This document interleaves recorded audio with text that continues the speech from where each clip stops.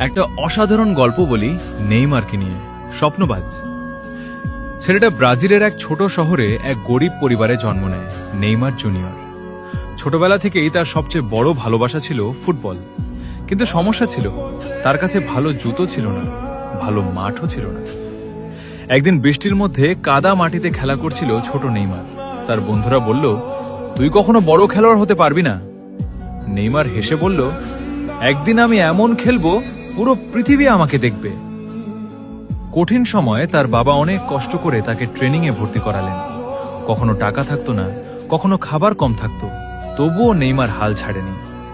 রাতে ঘুমানোর আগে সে নিজেকে বলতো, আমি পারবো, একদিন অবশ্যই পারবো। স্বপ্নের উড়ান ধীরে ধীরে তার খেলা সবার নজরে আসতে লাগলো। একদিন সে সুযোগ পেল বড় ক্লাবে খেলার।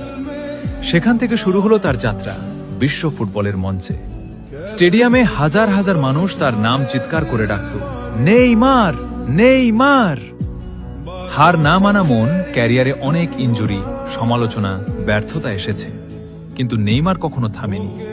সে জানত সফল হতে হলে কষ্ট সহ্য করতে হয়। গল্পের শিক্ষা এই গল্প আমাদের শেখায়, স্বপ্ন ছোট হোক বা বড়, বিশ্বাস রাখতে হবে কষ্ট ছাড়া। সাফল্য আসে না, মানুষ হাসবে, তবুও এগিয়ে যেতে হবে।